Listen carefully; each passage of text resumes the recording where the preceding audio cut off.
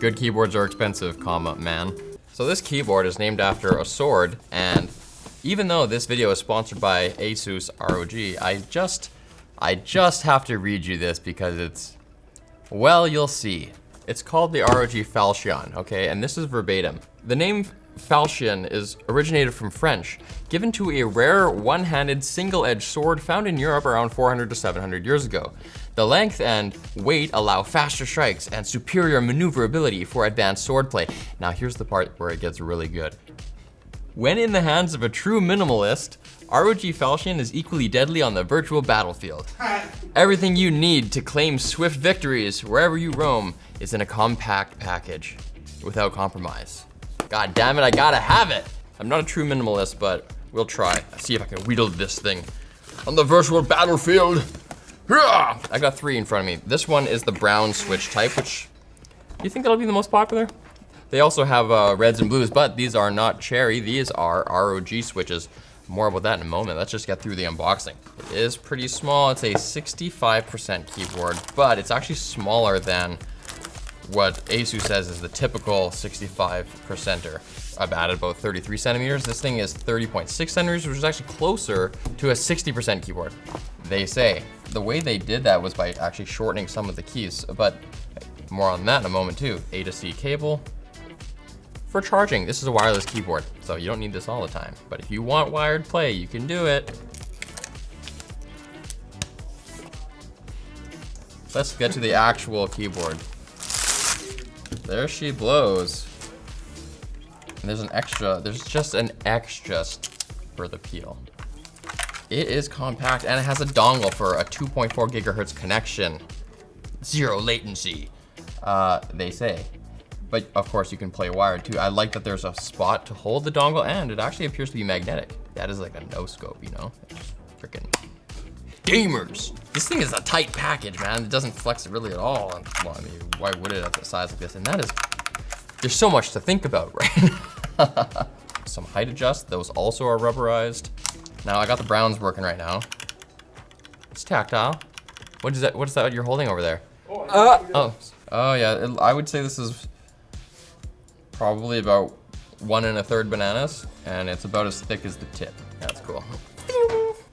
This is what it sounds like with the browns, y'all. But I'll get them all out and we'll do a sound comparison later. Per key RGB lighting. Now this is the first wireless keyboard from Asus that supports AuraSync, actually. Cool, these keycaps are PBT double shot injected. They have a cool kind of tactile sandblasty look on the top of them. You can see the double shot injector right there. It's white on the inside with the black around it. That's so the light can shine through the legend, as you see here. The stems are a little shorter than a typical keycap. That's how they were able to get this shorter than even a normal 65%er. There's a trade-off with that, which is that replacement keycaps may not be compatible with this board. They specifically say that the page up and page down keys, which I never use personally, are a non-standard height. I don't know about the rest of the keys. They might fit. But these look like pretty good keycaps anyway. I like the legend. It's not too gamery, but it's interesting looking. It's kind of sci-fi. Now, another thing that's nice about this 65%er is it has arrow keys and they're totally normal. They're not in a weird configuration or anything like that. And when you're typing, we have a shift right where I expect it to be on the pinky, North American style enter key. I would probably remap, delete, and insert because this is a non-standard configuration with these nav keys. It's nice that they have nav keys, but since you're gonna have to learn the position of these anyway, I would learn right off the bat having delete right beside backspace, since they're kind of like, you know, backspace and delete kind of work together. Oh man, I just touched this touch bar thing and my computer did stuff. So this is a remappable capacitive touch bar, and you can use the software, which we're gonna look at in a second, to change it from being your volume slider to a battery indicator to zoom in and out on maps and all sorts of stuff. So that is pretty cool. You can also, if you're afraid of hitting it, I believe you can do function tab and lock it. Yeah, speaking of function, there's a bunch of function keys on here. You can do all the F keys. You can see them printed on the bottom side of the keycaps there. They're on the number row. There's also a bunch of media control keys in there. And if you don't want to hit function to hit, you know, for each one of those strokes, you can actually do a function lock. You're just in function land and you don't have to hold anything down. And finally, with the function key, you can do on-the-fly macros, and they made it super easy. You do function, left alt. Now I'm in macro recording mode. I type my macro, and then it's the same thing to get out. Function, left alt again, and my macro's recorded. And if you don't want to do that, there's a way to do it in the software too. What about this case cover thing? Does it just friction fit on there? Oh, it's nice, it's snug. There's a bit of play because it actually hits the keys. Oh God, oh my God. Maybe turn it off before you put this thing on. Here's what's a little different. You can, oh God. You can see that there's rubberized triangular skates on here as well. So you're actually meant to put it this way. And when you do that, they say that it will like diffuse the RGB, I guess, the side view of the RGB. And yes, you can still use the touch bar when it's in there. There's a little cutaway. They thought of everything. Now, battery life. They are claiming 450 hours of battery life on a single charge of this puppy, of course, with RGB off. With RGB on, 56 hours. 30 minutes of charge gets you 30 hours of gameplay, and it's all thanks to a 4,000 milliamp hour lithium ion battery inside. Now, oh God, let's do a Switch comparison. How many? There you go, guys. These are the clickies. I like the spacebar sound for some reason. It is different than the rest of the keys. That's not atypical. This will probably give you a competitive edge in a LAN party because people around you will be annoyed. These are gonna be a little harder to press than the reds we'll check in a second. But you can definitely feel that tactile click. And then your brain is like, oh, I should go to the next letter because I got it.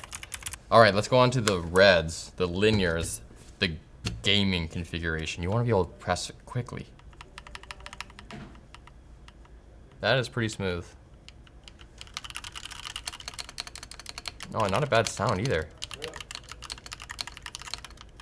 Not a bad sound. I could use that. Picture this in your life. I'm just writing it like a novel, like ching, and you guys don't know, but in my mind, it's very. These are just so, because they're so small, like they're just so rock solid on the base. Like bottoming out is just dope. I'm gonna go back to the browns. Oh, the happy medium. The Goldilocks zone. I think the red one's the best. The blue one sounds almost rattly compared to that. Great, well, I like them a lot. Now let's hook them up to the software and see what it's like to really use this touch bar. So here, this is almost like when you're configuring wireless earphones for like what the different inputs do. So the inputs we get are a swipe up, which is, you could call that swipe away. Swipe up, swipe down, top section tap, middle section tap, and bottom section tap. I don't know how that's demarcated. I don't know if it's like in thirds, I guess. You can make it display battery level, which is what I've got right now. I guess it's like a kind of like a health bar. I'm down kind of in the middle there. Or you can make it sync with your keyboard lighting. That's pretty sweet. It's just basically like breathing RGB.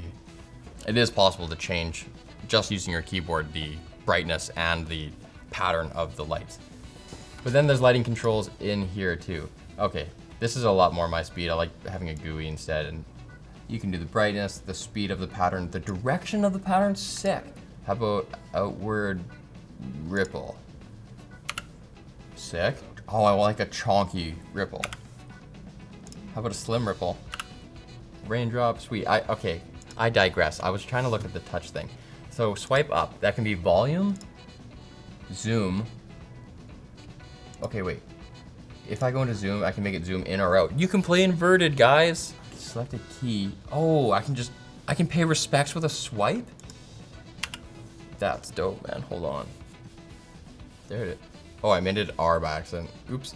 But look at that. You can actually go slow, or you can rip. Just like volume, I guess. Swipe down. Okay, my body's ready. It's really cool how you can have different, like I can do volume with taps and then zooming in with swipes. This is powerful, robust. Okay, guys, I think that is a pretty good overview of this beast, this puppy. I've touched a lot of these keyboards. A lot of them, the cheap ones from Amazon, which aren't even that cheap, are not this good. This is cool. I'm trying not to shill, but I'm not shilling. It's sponsored, but it actually seems okay at first glance. I'll say that. Yeah, how much does it cost, Jono? $159. $160, hey? 160 US dollars. I mean, like the cheapest no-name brand Amazon Basics ones of these are gonna be like 30, 40 bucks, which is, you know, a quarter. But hey, Chinese New Year's coming, man. Get those red envelopes. Yeah, good keyboards are expensive, what can I say? See you later.